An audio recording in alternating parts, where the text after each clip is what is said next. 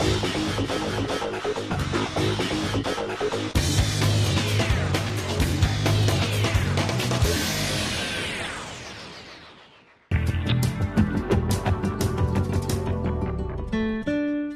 next 4 quarters is a little tricky one. At one end, there are the headwinds, uncertainty, consumer, inflation, and all those pressures.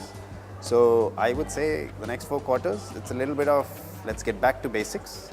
Let's use this sentiment to just improve the house. There are some advantages, real estate cost, labor cost, and all will slow down a little bit. But let's look at processes. Let's ask every retail shop, what do I really want to do? And I think when things improve, hopefully sooner than later, but once things improve, then you'll have a business that is totally fit for growth. It's all raring to go, and once the economy starts picking up, you can kind of fire all the engines and kind of thing and start growing kind of thing. Earlier, the growth was used to be more than 25-30% for a Titan, for both for Tanishq and Gold Plus brands.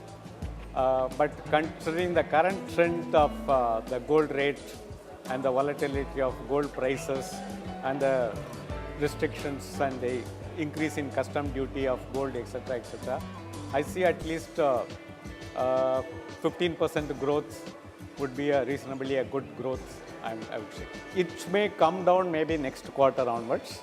The prices will get a little bit more stable. One is because of the exchange rate, because that is the major contributor for the gold price increase in the recent past. Though the international gold prices have come down in the last year, in the last quarter, but the exchange rate increase is mainly the major factor. So when the rupee stabilizes, I am sure the gold rate also will come into a stable factor, which will have a much better growth for the jewelry industry. And also the gold which is available in India in different forms, and the people have the gold as an investment in the past, which also may come out, and also its gold will be recycled, and that also will be one of the factors which may change the trend in the Indian scenario. I think globally it's an interesting time for retail industry in India. A lot of expansion has happened, and I think this is the time when almost everyone is beyond their investment phase and is looking for returns. So I hope the consumer demand picks up and all the investment which has gone up can make sense. In my industry, which is travel retail, it's an interesting phase because a whole lot of new airports came up. The privatization of airport happened about 4 or 5 years back. There has been a new airport in Delhi, a new airport in Hyderabad, a new airport in Bombay, in Bangalore, and a new one is to happen in Bombay very soon. With the coming of new airports, an entire new genre of travel retail is evolving. A lot of new brands will come, a lot of new formats will come, and the high-end part of business, the luxury part of travel retail, is just about emerging now. So the next 3 to 5 years could be very interesting for travel retail in our country. See, if you look at, just to give you a perspective, Delhi moved from an old airport to a new airport about 3 years back when Commonwealth Games happened. And by any estimate, I think the business has probably doubled. Now today as we speak, Bangalore is expanding the airport. Mumbai International would have a new terminal coming up. And the Airport Authority of India has privatized or issued a notification for privatizing 2 more airports. And if I assume that, at the moment a new terminal comes, things will give the same traction which they got in Delhi. We clearly look at travel retail, doubling itself over the next I would say even less than 3 years kind of a thing. So a new scale, in terms of square feet, just, Mumbai International Airport existing is about 25,000 square feet. The new terminal would have 75,000 or probably more than, roughly around that. So even in terms of square footage, when new airports will come up, it will get multiplied by 3 times or 4 times. And the business, if not by that order, would be somewhat similar kind of a growth.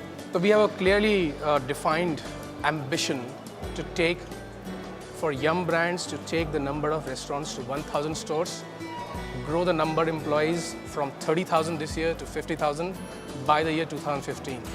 So we're going to be adding close to 150 to 200 stores every year, and we would be adding about 10,000 employees every year. to our base.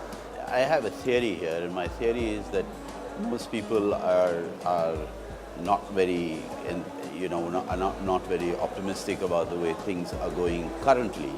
And to my mind, maybe it's the industry that I come from, which is the wellness industry, which has been relatively insulated from any of the market vagaries. So if you ask me today, I don't see there any reason for us to be feeling depressed for the fact that if our growth rates from 9% are down from 5%, the fact is there is still growth happening. And the challenge is how to manage that that slowdown in the growth.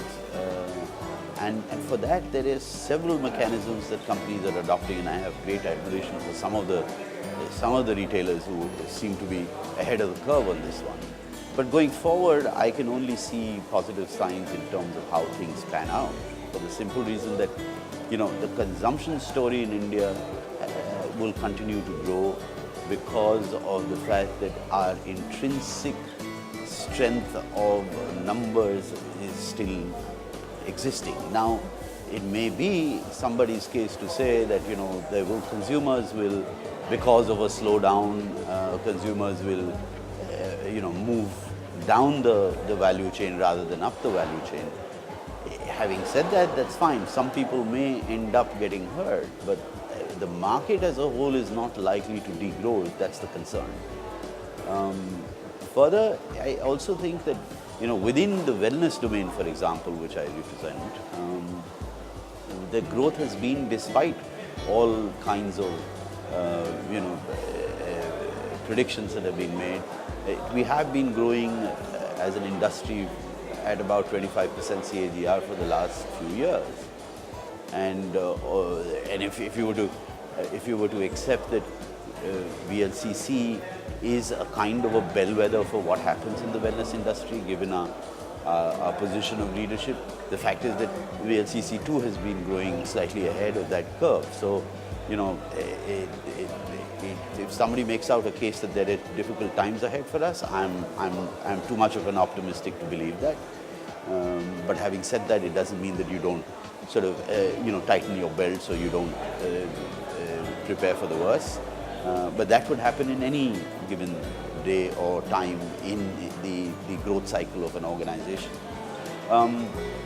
The fact also remains that, if you were to look at the FICCI PwC report on the wellness domain, which includes, products, which is FMCG products and so on, even that predicts that it had predicted 3 years ago that we will grow at 22 to 25%. It is predicted next, and that's sort of panned out in that manner itself. Similarly, it says till 2017 we will continue to grow at that rate, and I don't see any reason to believe otherwise. Well, at least 30 to 40% more revenues will flow in. That's how I look at it. If we stop these pirated DVDs, if we stop downloading of movies, the entire industry will grow. And that's something which we all have to aim towards. How I look at it is that change took place about a year and a half back. For about 80 years, we had the same projector. When I say the same projector, means the technology was the same. But what's happened is that in the last 1.5 to 2 years, technology has changed rapidly. Whether it's in sound, whether it's in projection or in acoustics.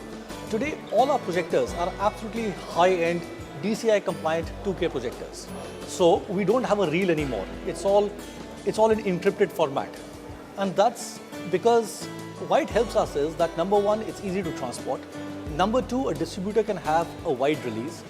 Number three, it could be a day-date release in any part of this country. And that's changed a lot in the last 1.5 to 2 years.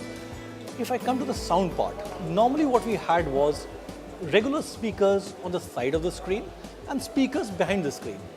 Today, all that has changed. We have speakers even on the ceiling. We have speakers behind us when the way we sit. We've got subwoofers over there. So things have really changed, and I think so that now it's only going to improve. Technology is going to play a major role in how films are shown. If you're talking about the international brands coming in India and the current stores, there are double-digit growth in the comp sales. But the issue is there are no good shopping malls even today. There's a lack of good landlords, good retailers who understand the market. I think brands are still in experimental stage, still experimenting, still not completed.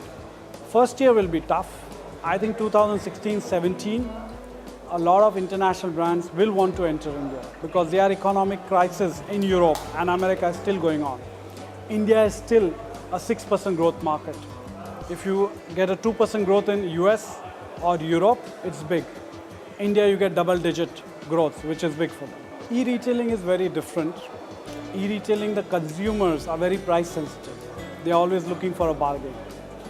We have e-retailing, and we're using that to collect data, to understand India, which city, which state, which pin code is buying the products. That helps us in the future to go to that market. It is a very small percentage of our business, but we look at 10 years from now, or 5 years, will be at least 20% of our retail business will come from e-retail.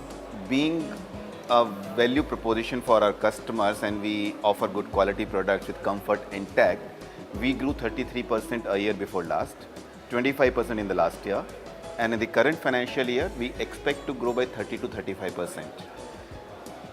In the future, in the next 3 years, we are planning to double our turnover, 3 to 4 years, and our number of point of sales would also double in the same period of time. So we are very, very optimistic about our brand and about the country as well. And India plays a very strategically important role in overall low-cost ecosystem. So that's why we are very, very optimistic.